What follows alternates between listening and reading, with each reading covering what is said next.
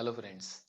आज आप देख रहे होंगे कि मैं सीधा पढ़ाना स्टार्ट नहीं कर रहा हूँ क्योंकि मुझे कुछ थोड़ी सी कुछ बातें करनी है आपसे कि हमेशा जो पेरेंट्स आते हैं मैथ्स टीचर के पास आते हैं और हमेशा वो बोलते हैं कि अभी तक बच्चा अच्छे से पढ़ रहा था, स्टैंडर्ड 1 2 तक बहुत होशियार था, उसको मैथ्स में कभी प्रॉब्लम नहीं आता था, लेकिन अभी उसके मार्क्स आना कम हो गए हैं, उसका इंटरेस्ट कम हो गया, मैथ्स करता नहीं है। ये चीज़ें आती ही है, हर पेरेंट्स कभी ना कभी अपने टीचर को या अपने बच्चों के टीचर को बोलता ही है।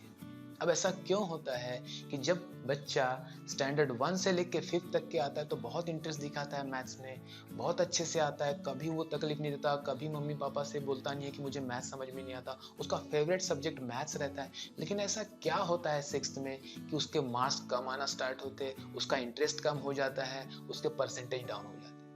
तो इसी चीज को थोड़ा सा मैं बताने के लिए आया हूँ कि आपको बच्चों के मैथ्स के किस चीज पे आपको ध्यान देना है। बस इसी चीज के लिए मैं थोड़ा सा आपका समय लूंगा, 5 मिनट, उसके बाद मैं पढ़ाऊंगा।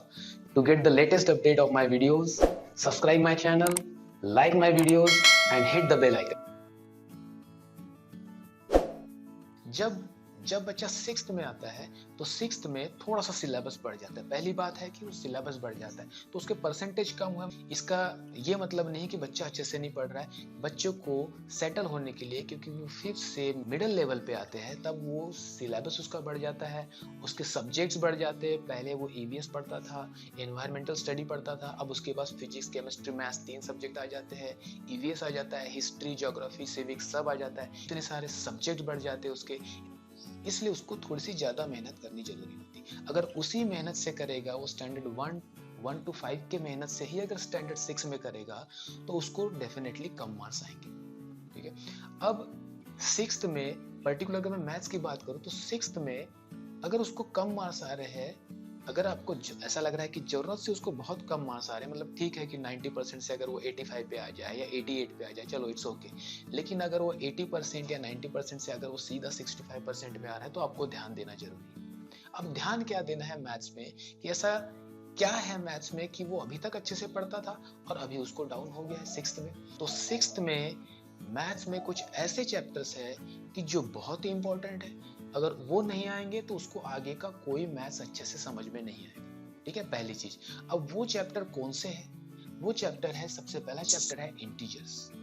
इंटीजर्स अगर उसको आ जाता है, पहले दूसरे तीसरे नंबर पे ही इंटीजर्स रहता है, अगर उसको इंटीजर्स अच्छे से आता है, उसका plus minus multiply divide BODMAS के हिसाब से उसको अगर सॉल्व करते आता है तो उसको कोई प्रॉब्लम नहीं आएगा, क्योंकि इंटीजर्स से रिलेटेड है, फिर फ्रैक्शन के पॉजिटिव नेगेटिव फ्रैक्शंस के भी उसको सम्स करना होता है। तो इंटीजर्स सबसे पहला इंपॉर्टेंट चैप्टर है। दूसरा इंपॉर्टेंट चैप्टर है 6th में लीनियर इक्वेशन। बहुत ही सिंपल लीनियर इक्वेशन होता है, बहुत आसान उसके ट्रांसपोजिशन होते हैं, बहुत आसान से रूल होते हैं, लेकिन अगर वो ध्यान ना दे तो उसको कम मार्क्स आएंगे ही, और आगे में वो कभी भी वो उसको सुधार नहीं सकता। यानी स्टैंडर्ड 6 में आपको सिर्फ 2 ही चैप्टर की तरफ ध्यान देना है, इंटीजर्स और लीनियर इक्वेशन। मैं हमेशा अपने बच्चों को बोलता हूँ कि आप 6th में आए हो, सिर्फ आप 2 ही चैप्टर पढ़ने आए हो, इंटीजर्स और लीनियर इक्वेशन। अगर आपने इंटीजर्स और लीनियर इक्वेशन अच्छे से पढ़ लिया, विदाउट एनी डाउट, अगर आप कोई भी लीनियर इक्वेशन सिंप्लीफाई कर लेते हो, कोई भी टाइप के इंटीजर्स आप प्लस माइनस कर लेते हो, चाहे वो निगेटिव रहे, पॉजिटिव रहे, या बहुत बड़ा एक्सप्रेशन रहे, उसको अगर आप सिंप्लीफाई कर लेते हो बॉडमस के रूल से, तो आपको कभी भी आगे में तकलीफ नहीं जाएगी और आपका हमेशा से मैथ्स ही फेवरेट सब्जेक्ट रहेगा। कभी भी आपको मैथ्स से डर नहीं लगेगा। तो सबसे पहले आगे में आने वाले बहुत सारे ऐसे चैप्टर्स हैं जिसको मैं बार बार बताऊंगा, क्योंकि जो 6th में और जो चैप्टर्स है, जैसे कि रेशियो एंड प्रोपोर्शन है, स्पीड, डिस्टेंस एंड टाइम है, वर्क एंड टाइम है, ये ऐसे बहुत सारे चैप्टर्स हैं। अगर वो आना चाहिए तो उसको लीनियर इक्वेशन आना चाहिए, और लीनियर इक्वेशन में हमेशा प्लस माइनस आएगा ही इंटीजर्स का। अगर हम ट्रांसपोजिशन करेंगे तो प्लस का माइनस होगा, माइनस का प्लस होगा, ये सारे होंगे। तो इंटीजर भी हमको आने चाहिए कि इंटीजर में प्लस माइनस कैसे करते हैं या मल्टीप्लाई डिवाइड कैसे करते हैं, उनके रूल क्या है।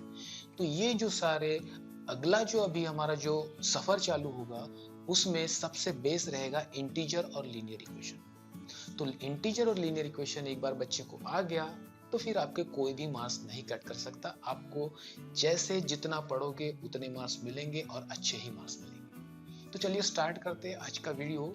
आज का टॉपिक जो मैं अभी इम्पोर्टेंट बताया वही मैं टॉपिक स्टार्ट करने जा रहा हूँ और मेरा चैप्टर है इंटीजर्स।